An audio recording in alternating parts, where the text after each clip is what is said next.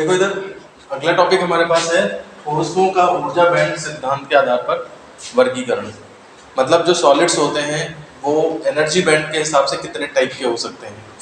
तो मेनली जो सॉलिड्स हैं करंट कंडक्शन के हिसाब से वो हमारे कितने हैं। एक तो चालक होता है जो आसानी से फ्लो करा देता है करंट, एक अर्धचालक होते हैं जो पार्शली कराते हैं, है ना, और तीसरा इंसुलेटर हो गया कुचालक। तो उनमें क्या क्या फर्क होता है बैंड थ्योरी के हिसाब से वो हमें देखना है। तो सबसे पहले हम चालक ले रहे हैं कंडक्टर, और ये वाली डेफिनेशन तो चालक के बारे में है। अगर पेपर में टाइम कम है तो ये मत लिखो, केवल बैंड थ्योरी के बेस पे लिख दो।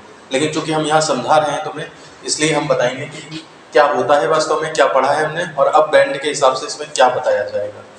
तो सबसे पहले है ये वे पदार्थ है जो आसानी से विद्युत प्रवाह करवा लेते हैं अपने अंदर। ठीक, इसका एग्जांपल है सिल्वर सबसे अच्छा है, कॉपर, एल्यूमिनियम। सिल्वर बाद में इसलिए लिखा है कि क्योंकि महंगा है इसलिए यूज नहीं करते हैं, क्योंकि इनमें सामान्य ताप पर ही अधिक संख्या में मुक्त इलेक्ट्रॉन उपस्थित होते हैं। नॉर्मल टेम्परेचर पे फ्री इलेक्ट्रॉन अवेलेबल रहते हैं और वो आसानी से कंडक्शन करवा देते हैं। अब बात आती है बैंड थ्योरी के हिसाब से। तो बैंड थ्योरी में पहली बात तो मुक्त इलेक्ट्रॉन तो होता ही नहीं है, नाम ये नहीं लेते हैं। मुक्त इलेक्ट्रॉन का मतलब यहाँ पे क्या लिया जाता है कि कंडक्शन बैंड में इलेक्ट्रॉन पहुंच गया, समझ रहे हो, वो चीज यहाँ पे इस सेंस में बोली जाती है। तो इसमें चालक वे पदार्थ हैं जिनमें या तो आंशिक रूप से भरा हुआ बैलेंस बैंड होता है, संयोजी बैंड लिखोगे यहाँ पे एग्जाम में, या उनके बैलेंस बैंड और कंडक्शन बैंड जो है वो ओवरलैप्ड होते हैं, अध्यारोपित होते हैं। इनसे होगा क्या, इनसे होगा ये कि इलेक्ट्रॉन आसानी से कंडक्शन बैंड में जा सकेगा और वो कंडक्शन करवा सकेगा। कैसे, देखो पहली कंडीशन है आंशिक रूप से भरा बैलेंस बैंड। जैसे यहाँ पे मान लिया सपोज करो ये तुम्हारा VB है, लेकिन ये पार्शियली फिल्ड है और ये खाली है, इसके ऊपर अगला वाला ऊपर है कहीं। तो ये जो बैलेंस बैंड है तुम्हारा इतना बड़ा, इसी का जो खाली पोर्शन है यही कंडक्शन बैंड का काम कर लेता है।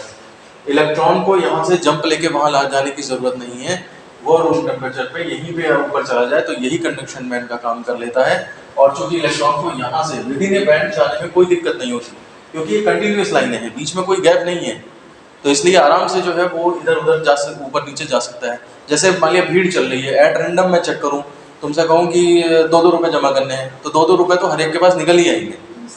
और किसी के पास हो सकता है 100 रुपए हो, किसी के पास 200, किसी को 4000-5000 लेके घूम रहा हो।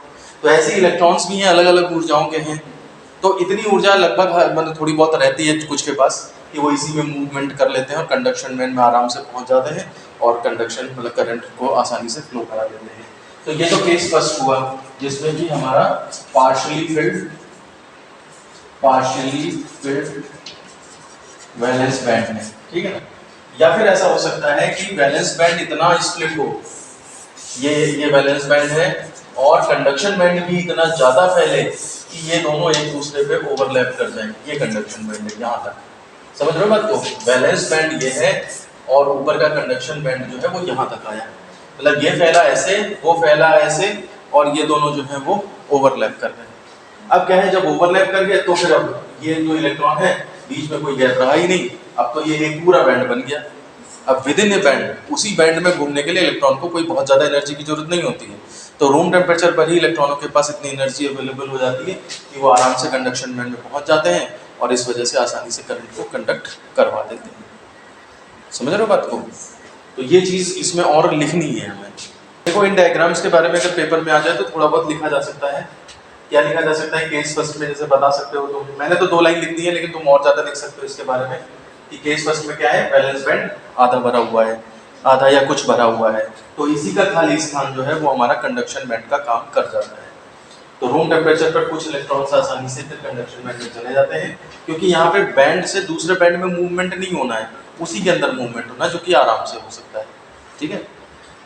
फिर उसका केस सेकंड है, ये इसके लिए, इसमें क्या है, बैलेंस बैंड और कंडक्शन बैंड ओवरलैप्ड हो गए हैं, तो बीच का रास्ता ही मतलब पुल बन गया एक तरह से, ठीक है ना। दो हिस्से थे, उनमें पुल बन गया, तो इस वजह से इसमें भी यही लैंग्वेज आ जाएगी कि रूम टेम्परेचर पर कुछ इलेक्ट्रॉन आसानी से कंडक्शन बैंड में चले जाएंगे और वो कंडक्शन में पार्टिसिपेट करेंगे जा करके, ठीक।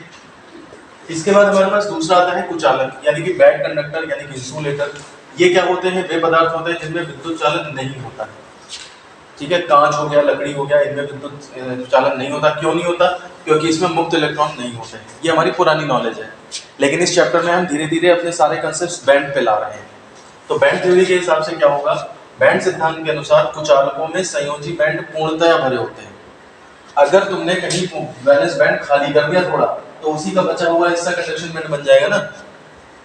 इसलिए संयोजी बैंड पूरा भरा होगा यहाँ नीचे, ताकि जाना पड़े उसे कंडक्शन के लिए तो बाहर ही जाना पड़े। कुछ समझ आ रहा है क्या बोल रहा हूँ? तो इसलिए नीचे वाला खाली नहीं छोड़ोगे, नहीं तो वही उस अंदर ही उसी के अंदर घूम के चल लेगा ऊर्जा। तो इस वजह से पूर्णतः भरे होते हैं तथा कंडक्शन बैंड जो है वो खाली होता है। कंडक्शन बैंड ऊपर वाला खाली होता है तथा फॉरबिडन गैप Eg का मान बहुत अधिक होता है, लगभग 5 इलेक्ट्रॉन वोल्ट होता है। इस वजह से जो है वो कंडक्शन पॉसिबल नहीं होता है। ठीक है ना। तो देखो हमने यहाँ पे डायग्राम बना रखा है, ये बैंड डायग्राम है और किसका, कुचालकों का। तो बैलेंस बैंड देखो पूरा भरा है, दिखाने के लिए मैंने ये 10 12 7 8 इलेक्ट्रॉन बना दिए हैं, और ये कंडक्शन बैंड पूरा खाली है। ये इलेक्ट्रॉन अगर यहाँ से यहाँ जाना चाहता है तो उसे लगभग 5 इलेक्ट्रॉन वोल्ट की ऊर्जा चाहिए। अच्छा, दिमाग में ऐसा आ सकता है कि 5 इलेक्ट्रॉन वोल्ट क्या बहुत बड़ी ऊर्जा है जो नहीं दी जा सकती? तो देखो वैसे तो ये बहुत ज़्यादा बड़ी ऊर्जा नहीं है। 5 और इलेक्ट्रॉन वोल्ट यानी 1.6 × 10⁻⁻19 जूल, 16 × 85 हो गया तो 8 × 10⁻⁻19 जूल। ये बहुत कम ऊर्जा है, 10⁻⁻19 में है। अगर तुम 1 न्यूटन का बल लगा के 1 मीटर चला दो तो 1 जूल काम कर लोगे। तो ये इतनी छोटी ऊर्जा फिर क्यों नहीं मिल पा रही इलेक्ट्रॉनों को? तो बात यह है कि यहाँ पर देने वाले अगर हम हैं तो लेने वाले कितने लोग हैं, ये बहुत बड़ी बात मायने रखती है।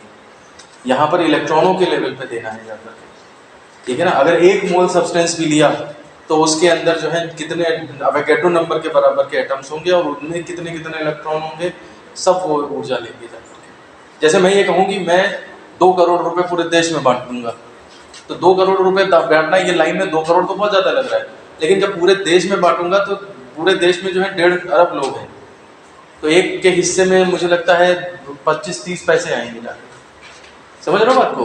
तो वो 25-30 पैसे उसके लिए किसी काम के नहीं होंगे। मैं तो कह रहा हूँ मैं 2 करोड़ बांट रहा हूँ। तो सेम यही बात यहाँ पर है। 5 इलेक्ट्रॉन वोल्ट ऊर्जा बहुत कम है, लोग सोचते हैं कि ये तो मिल जानी चाहिए, लेकिन जब तुम इसे देना स्टार्ट करोगे किसी को तो लेने वाले इलेक्ट्रॉन हजारों हैं, हजारों तो बहुत नीचे बोल रहा हूँ मैं, इतने सारे हैं कि ये एनर्जी फिर पर हिट नहीं पड़ पाती है जाकर के। इसलिए इतनी कम ऊर्जा होने के बावजूद ये नहीं मिल पाती है लोगों को, और वो इलेक्ट्रॉन जो है जब्त करने में मुश्किल करते हैं। देखो इलेक्ट्रॉन को वैलेंस बैंड से कंडक्शन बैंड में ढकेलने के लिए उच्च विद्युत क्षेत्र की आवश्यकता होगी, ठीक है ना, तब जाके इनको एनर्जी मिल पाएगी यहाँ तक जाने की, और वो नहीं हो पाता, इसी कारण इनकी चालकता जो है कम होती है या बिल्कुल खत्म होती है। ठीक है, अब 2 स्टार बना करके मैंने यहाँ पे लाइनें लिख रखी हैं, इन लाइनों को मैं समझा देता हूँ, हो सकता है कि 1 नंबर में कभी कोई क्वेश्चन इससे बन जाए। अगर हम इसका टेम्परेचर बढ़ा दें, हद से ज़्यादा बढ़ाना पड़ेगा थोड़ा बहुत, है ना, तो वैलेंस बैंड से कंडक्शन बैंड में कुछ इलेक्ट्रॉन पहुँच जाते हैं, कुछ इलेक्ट्रॉन जैसे यहाँ से यहाँ चले जाएंगे तो इसकी चालकता जो है बढ़ जाएगी, यानी कि रेजिस्टेंस कम हो जाएगा। तो ताप बढ़ाने पे प्रतिरोध कम हो रहा है, इसलिए इसका प्रतिरोध ताप गुणांक जो है वो ऋणात्मक होता है। धातुओं के लिए, सुचालकों के लिए जो होता है, तार वार होते हैं कुछ सुचालक, उनका टेम्परेचर बढ़ाने पे रेजिस्टेंस बढ़ता है, लेकिन कुचालकों का टेम्परेचर बढ़ाने पे रेजिस्टेंस कम होता है, इसलिए प्रतिरोध ताप गुणांक जो है इनका ऋणात्मक होता है। ठीक है ना, क्योंकि टेम्परेचर बढ़ाने पे होता यह है कि टेम्परेचर बढ़ाने पे टक्करें बढ़नी चाहिए, लेकिन टक्करों के बढ़ने के साथ साथ नंबर ऑफ फ्री कैरियर्स भी बढ़ने लगते हैं, तो इस वजह से अल्टीमेटली हमारा रेजिस्टेंस कम हो जाता है और प्रतिरोध ताप गुणांक जो है इनका नेगेटिव होता है। 1 नंबर का क्वेश्चन बनता है। फिर ये है यहाँ पे देखो, अत्यंत उच्च ताप करते हैं, मान लिया बहुत एक्सट्रीमली हाई टेम्परेचर या बहुत उच्च विभव करते हैं, तो उस केस में इलेक्ट्रॉन्स जो है वैलेंस बैंड से कंडक्शन बैंड में आसानी से पहुंचने लगते हैं। समझ रहे हो ये? तो इलेक्ट्रॉन वैलेंस बैंड से कंडक्शन बैंड में पहुंच जाते हैं और चालन होने लगता है। इसे हम अचालक का भंजन यानी कि ब्रेकडाउन कहते हैं। या तो बहुत ज्यादा टेम्परेचर कर दो या फिर बहुत ज्यादा उच्च विभव कर दो। तुमने कुछ YouTube पे वीडियोस देखे होंगे इस तरह के कि मतलब 11 kV की लाइन है या 33 kV की लाइन है और उसमें वो इंसुलेटर लगा रहे हैं या कर रहे हैं, तो पास आते ही देखा होगा कि वो चमक एक वो बात मतलब गरजने की या जैसे नहीं चमक बिजली की वो आने लगती है। तो एयर तो बैड कंडक्टर है, फिर क्यों आ रही है? तो वो हाई वोल्टेज में, जब बहुत हाई वोल्टेज है तो एयर भी बैड कंडक्टर भी कंडक्ट करने लगती है। सेम ऐसे ही ये स्विच बोर्ड वगैरह हमारे घरों के होते हैं। मैंने एक बार बताया भी था कि स्विच बोर्ड वगैरह इतना कभी कभी ऐसा है कि घर के ऊपर से लाइन जा रही है 11 kV की और वो तार गिर जाए, वो लाइन अलग होती है, ऊंची होती है, और जो घरों में आ रही सप्लाई उसकी लाइन नीची होती है, वो 220 वोल्ट पे होती है। पता लगा कोई तार कहीं से गिरे और उसी लाइन पे गिर जाए तो घरों में फिर 11 kV की या 33 kV की लाइन आने लगती है। तो इतने वोल्टेज आने पे जो हमारे स्विच होते हैं, ये सब ऑन ऑफ वाले स्विच, ये भी सब कंडक्ट करने लगते हैं। यही सिचुएशन तब आती है, ये सब अपनी ब्रेकडाउन स्टेट में पहुंच जाते हैं, तब इनको भी नहीं टच करना चाहिए। जैसे हो वैसे अपनी जान बचाओ बस। पंखा अंखा फूक जाने दो या अप्लायंस फूक रहा जो भी है ना, तो अपनी जान बचाओ, ऑन ऑफ करने की कोशिश करोगे झटका लग जाएगा तुरंत, ठीक है ना। तो इस तरह से ये हमारे पास चालक का कंसेप्ट होता है। ठीक, देखो अब हम आते हैं अर्धचालकों पे, यानी कि सेमी कंडक्टर्स पे। इनकी विद्युत चालकता ना तो इतनी अधिक होती है जितनी की चालक की, और ना ही इतनी कम होती है जितनी की कुचालक की। ये उन दोनों के बीच में इनकी चालकता होती है। तो वही बात लिखी है, इनकी विद्युत चालकता चालकों व कुचालकों की चालकता के मध्य होती है, तभी इनको अर्धचालक बोला गया है। ठीक है, अब बैंड थ्योरी के बेस पे क्या होता है? बैंड थ्योरी के बेस पे अर्धचालकों में वैलेंस बैंड पूर्णतया भरे होते हैं। ये देखो वैलेंस बैंड पूर्णतया भरा हुआ है, ठीक है। और चालन बैंड सामान्यतः खाली होता है, ये वाला खाली होता है। बस ये है कि कुचालकों में गैप बहुत ज्यादा होता था, यहाँ पे इतना ज्यादा नहीं होता है। अगर नहीं होता तो फिर आराम से तो कंडक्टर बन जाता। तो गैप बहुत ज्यादा हो जाए तो कुचालक हो जाता है, और नॉर्मल गैप रहे थोड़ा बहुत तो वो अर्धचालक होता है। तो वही चीज हमने लिखी है, अर्धचालकों में वैलेंस बैंड पूर्णतया भरे होते हैं, चालन बैंड सामान्यतः खाली होते हैं, वर्जित ऊर्जा अंतराल ईजी जो है वो बहुत कम होता है। कितना कितना होता है? तो जो ही हमारे मेन सिलिकॉन और जर्मेनियम है सेमीकंडक्टर्स, तो इनमें सिलिकॉन का जो बैंड गैप होता है वो 1.1 eV होता है, और जर्मेनियम को जो है 0.67 eV होता है। ठीक है ना, ये फॉरबिडन गैप यहाँ दिखा रखा है। अब नॉर्मल टेम्परेचर पे क्या होता है? अगर हम एब्सोल्यूट जीरो की बात करें, ये भी इसका अर्थ लिख सकते हैं हम यहाँ पर एक एक्स्ट्रा चीज, जीरो केल्विन पर। तो जीरो केल्विन पर तो किसी इलेक्ट्रॉन के पास कोई एनर्जी नहीं होगी, तो सारे के सारे कहाँ रहेंगे? वैलेंस बैंड में रहेंगे। तो जीरो के पर जो है वो सारे के सारे इलेक्ट्रॉन जो है वो वीवी में रहेंगे। तो सारे वीवी में रहेंगे, तो सीवी में 9 इलेक्ट्रॉन, और जब सीवी में कोई इलेक्ट्रॉन नहीं तो इसका मतलब ये पूर्ण कुचालक की भांति व्यवहार करेगा। समझ लो, जीरो केल्विन पे अगर रखा है परम शून्य ताप पे, तो ये इलेक्ट्रॉन यहाँ से यहाँ जम नहीं करेगा, क्योंकि उस पर एनर्जी नहीं दी होगी परम शून्य। ठीक है ना, तो इसलिए कंडक्शन बैंक अवेलेबल नहीं है, इस वजह से वहां पे चालन नहीं हो पाएगा, पूर्ण कुचालक की भांति व्यवहार करता है। लेकिन सामान्य ताप पर कुछ इलेक्ट्रॉन जो है वैलेंस बैंड से कंडक्शन बैंड में पहुंच जाते हैं। रूम टेम्परेचर जानते हो कितना होता है? लगभग अगर हम 30 डिग्री सेंटीग्रेड मान के चले तो 273 इसमें जोड़ दो तो 303 केल्विन हो जाता है।